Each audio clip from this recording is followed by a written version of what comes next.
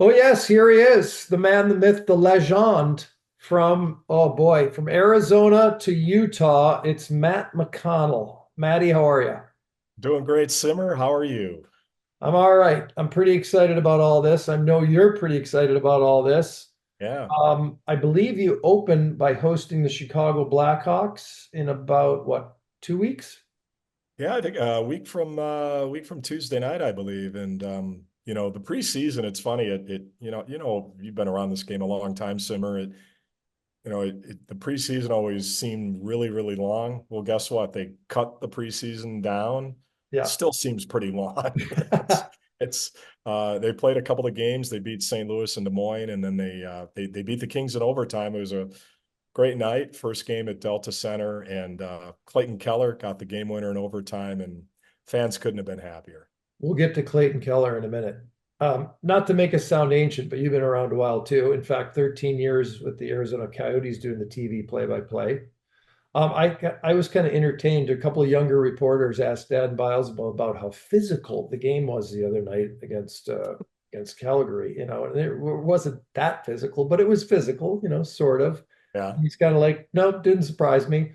And they asked the veteran player the same, but nope, didn't surprise me. Oh, And I kind of felt like saying to Dan, I go, how long ago does it seem like you'd have in a first preseason game, three fights in the first period, two more fights in the second period, and two more in the third, as guys tried to have to prove themselves that way, which now not the case. I mean, you'll have a fight or two, but yeah, it's different. We actually had a couple of fights in our game the other night, and instant fan favorite Liam O'Brien from the way he introduced himself to the crowd in April. He got into a scrap, and a youngster trying to make the team also got into a fight. But there used to be fights in practice and guys going at it, and there's none of that anymore. And no, the weird thing about training camp too, I think, is they don't scrimmage. Like I remember, the first day they'd be scrimmaging in yeah, training camp, and Utah's got a huge camp. There's, I don't know, 63, 64 guys here, so they've been running two groups, for the first couple of weeks of camp. But yeah, it's definitely changed. I remember my former partner Tyson Nash saying that his dad always told him, when you're on the ice, don't think back and say woulda, shoulda, coulda. He's right. got a great story about the time he separated Pavel Dimitra's shoulder when he was in Blues camp in a just a an inter squad scrimmage or whatever, and Kelly Right. Chase and Tony Twist went after him, and he had to fight both guys, and it's just a different era. It's Yeah, as you know, it's more skill, and there's not so much of that anymore. right. That's okay. By the way, that's two guys you do not want to be chased around the rink by. Uh, all right, let's just jump all over the place because people are wondering, to be quite honest, what the hell is going on with this Utah hockey team. But let's go with a known commodity first. But really an underappreciated, unknown commodity on a national level, because let's face it, the Eastern media, especially with Arizona and their struggles and all that good stuff, Clayton Keller. I mean, this Yeah. he is magic. Yeah, Clayton Keller is, he has gotten better every season. So he's gotten better offensively, right? I think he's turned himself into pretty much a 30 goal scorer. We were talking to practice today, could he become a consistent 35, 40 goal scorer in the league? And I think he could certainly get to 35 and probably touch 40 every once in a while. But he's been playing with Nick Schmaltz on a line that also has had Barrett Hayton on it for quite some time. So 2 years ago, Barrett, racked up all these points playing with those two guys, and he struggled a little bit. But I think where Clayton Keller really elevated his game was a couple of years ago when he started to realize how good when you're good defensively, how that can lead to additional offense. So he was back checking, he was stripping pucks, he was countering, and he got a lot of offense that way. And it's funny because last year in the second half of the season, that whole strategy kind of rubbed off on Logan Cooley, the rookie, right? Logan was really struggling in the beginning of the season on the defensive side. And then the second half of the year, he was great because he was stripping pucks. There was one play where he dogged Quinn Hughes in Vancouver on a shift and stripped the puck and threw it to the front and got an assist on a beautiful setup. But Clayton Keller, he's next to Lawson Krause, believe it or not, he's the elder statesman of the whole group, right? And he's what, 25 years old, 26 years old, whatever he is. I think this is going to be his sixth full season, if you can believe that. Yeah. So yeah, he's the leader. He's kind of the alpha dog of the group, I think, in terms of the offense. But yeah, I think he could hit 40. I really do. You know what's funny is when you bring up the fact that he's an elder statesman, I'm like, oh my God. And that's because it's just the way the roster's been. And it starts with ownership. And really the message here now is you've got stable ownership. You're in a new location. You're going to have people going gaga legit. And instead of having a bunch of contract buyouts, which you have, or having a Shea Weber contract for whatever it is, 7 or 8 million on the books for what, 3 more years, all this nonsense that's been going on, this thing's going to stabilize, and you'll have 32-year-old defensemen who are your elder statesmen wearing the C, whatever it is. Yeah. It just sounds like this is finally, it's just a fresh start. Well, and I think we saw that in the offseason, right? We saw it around the draft when they acquired Mikhail Sergachev, and then they extended Dylan Gunther a couple of days ago and Yeah. gave him about 50 million over 8 years. Yeah. It's a totally different game. And I really applaud and commend Bill Armstrong, because when he came to Arizona anyways, he didn't have a lot of draft picks. The team had forfeited a couple of draft picks for cheating in a combine, I guess, with some of the, like doing some testing they shouldn't have done. And maybe they didn't even know they couldn't do that. I don't know. But he filled the cupboard up. He took some bad contracts. He brought in some veterans too with those bad contracts, like Jay Beagle and Anton Strawman and some good pros, right? That I think, kind of helped and shepherded the young kids a little bit. But now it's totally different. It's, they're when they feel it's appropriate to extend a guy, they don't have to worry about that. They can do that, right away.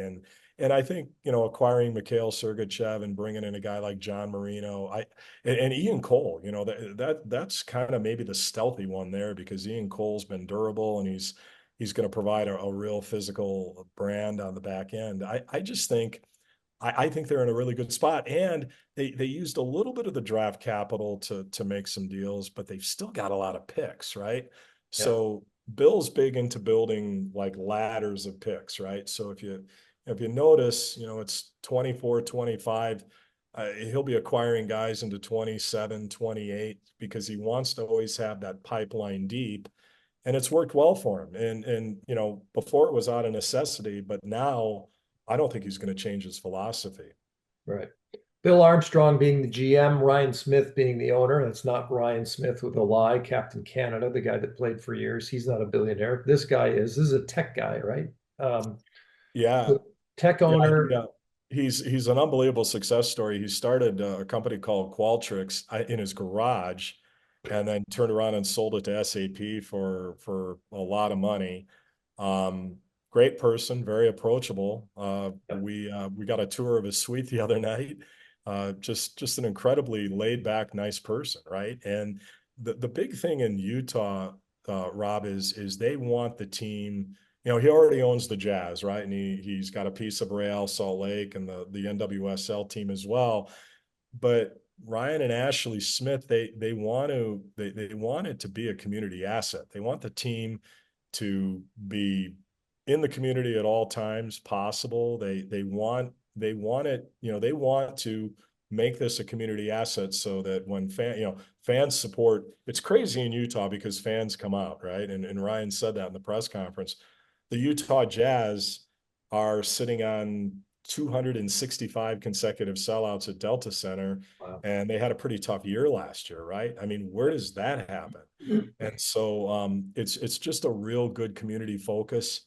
And honestly, when I watched the press conference from my house in Arizona back in April, when Gary Bettman came up and did the conference with Ryan and Ashley, and when I was done watching that, I said, you know what, I'd go through a wall for that guy. I want to be a part of that because the culture is that good and their priorities, in my opinion, anyways, are in the right place, and they want to make this good for the community. So it's really it's exciting and it's fun to be a part of so far. Nice. Well, it's great that fans will get a chance to hear you call games and watch you call games. So that's fantastic. You're a great addition, obviously, coming up from Arizona. So you will have that opportunity to run through a wall, so to speak, and have some fun calling Utah hockey. The Utah hockey, what? Club. 6 names potentially. Are they all non-plural? Is it all like Blizzard and Yeti? And you mentioned Yeti. Yeah, there's like 5 of them. There's Yeti, there's Blizzard, there's Mammoth. I would imagine at some point they'll go ahead and make an announcement. I don't know when that would be. Well, they have Um, about 10 or 12. I'm assuming. I no, don't. no, they'll be the Utah Hockey Club this year, and then Well, they it's will. It's not happening. yeah, they'll be the Utah Hockey Oh, Club. okay. I did not Yeah, realize and that. then at some point they'll make the announcement. But Okay. that is the one question I think that most of us get asked the most. And I tell everybody I'm not going there. I'm just Right, not right. going there. I don't know. Like I don't know that's something that they'll Well, do well above my pay grade. But right. Plus, uh, you don't want to guess and get it wrong, Matt, or you don't want to make a suggestion and get it wrong and be like, "What's Rob, he?" I'm wrong so many times. I've stopped counting. I like, come Right. on.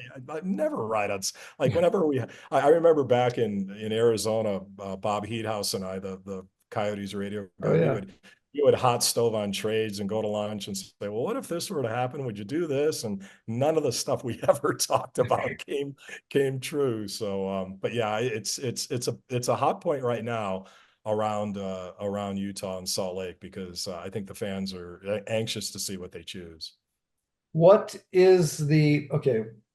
Expectations are tough. You're in the Central Division. The West Yeah, is very difficult. I mean, you're probably looking at a wild card situation at this point. It would be your hopes and dream, kind of like the Seattle Kraken, one of the teams we talk mhm, about on here on a regular basis.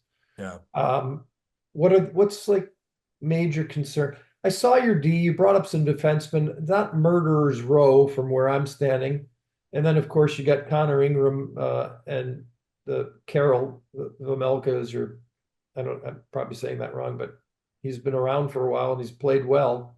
yeah. What concerns you the most, and maybe tie in what's going on inside the blue line? Well, I think the biggest weakness of the team was the back end. I think you nailed that. But what they did was they brought in Mikhail Sergachev. He'll Yeah, probably play with Sean Dursey or yeah, Yusuf Alamaki, one of those two. yeah. I know Andre Tourney likes to pair a stay-at-home guy with a puck mover. And so, so maybe it'll be Sergachev and Valimaki. That remains to be seen. They've been together in camp for a little bit. And that was the weakness of the team. And without a doubt, it's been solidified with Sergachev and Marino and Ian Cole. And, they've got a youngster by the name of Michael Kesselring that they got in a deal with Edmonton a couple of years ago at the deadline for Nick Bugstad, who's now back, by the way. And so I think the blue line's going to be a lot better. I think it's a team that's going to continue to score goals. They had, I want to say, 7 players last year with 20 plus goals, so they had pretty good balance. But I think it's important for fans to understand that it's still a rebuild, right? It's year 4 of the rebuild. Are they going to be better than what they were last season? I think on paper they are. Who knows? You got to stay healthy and all that.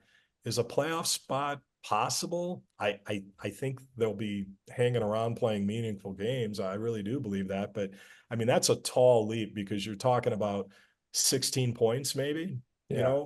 to improve upon from last year. But again, last year, they didn't have a lot of the pieces that they've been able to acquire, especially on the back end. But I think with a better blue line, I think that'll help the goaltending, and I think they'll play up the ice more, right? So Yeah. they won't have to defend quite as much as they have in the past, giving up, I think the 7th or the 9th most shots against in the league a year ago.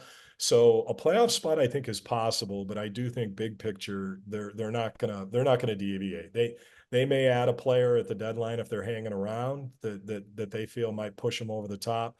but I don't think they're going to mortgage the future and change course, right in the middle of this thing.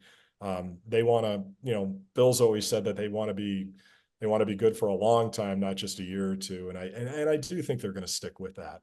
One little caveat to that, though, is psychologically, I would think just the change in venue, the building, the fans, the whole thing that way can like could Yeah. mean a lot just for players and motivation and performance. I mean, because it's 95% mental in different ways, confidence, Yeah. of course, being the biggest thing.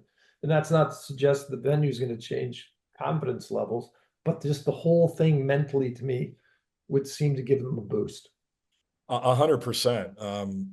I know that the players have been talking about Delta Center from day one, right? And they were obviously fired up to play there the other night against the Kings. That's the wild card, right? That's the wild card. How good is that home ice advantage going to be? This is a team in the past that has struggled on the road, right? They kind of hit the wall, and then before you know it, they've lost 8 or 9 on the road, and it's been a problem. The key with this group, and they've been together for a while, is you're climbing, you're near the top, or you're in a wild card spot around Christmas, and then they can't keep going. It's how do you get over that hump? But I do think that the Delta Center, that's a big wild card, and I think it will help them. It's the steepest arena in North America, right? I mean, the fans are right on top of you. So how much of that is that worth 6 or 7 points over the course of a season, additional to what they had last year? That'll be interesting. It really will. Plus the experience. It's just not the additions. It's Sergachev is a cup champion a couple of times. Ian Cole is a cup champion. John Marino around those really good Pittsburgh teams. And Kevin Stenlin, who's going to anchor their fourth line, I would imagine, in the middle, just won a Stanley Cup. So the pedigree is there. There are guys that have gone through they've done the Stanley Cup gauntlet, right? Right. So how much of their experience will pay off? I think it sets up for a very interesting year. Maddie, one day, one game at a time, one period at a time, Maddie, one shift at a time. Okay. Okay, okay, coach. Let's keep that in mind. All right. And we got to go. You got to go. Yeah. I got to go. Am I missing any one issue that's like on the front of your mind that we've just forgotten or anything have we blown I'm anything gonna, you out know what? of? I'm gonna throw a player out to you, and I'll just tell everybody that's watching this to keep an eye on him this season, and that is Matias Maccelli. Oh, yeah. This kid is good. I would argue, and this is not a bash against Matty Beniers, but I would argue that 2 years ago, had Matias Maccelli not missed 16, 17 games, that he might have caught Matty Beniers for the rookie scoring lead. And he had more points per game than Matty. And again, Matty's a great player. But Matias Maccelli is unbelievable. I think he's one of the under the radar guys and one of the best setup guys already in the NHL. Keep an eye on him. There you go. And of course, watch Keller because a lot of fans Yes. don't realize how good he is as an all-around player. The kid's he's got a head on his shoulders. Matt, thank you, bud, and have some great shows this season. I look forward to watching them. You guys did a great job in Arizona under tough circumstances, Thank and you.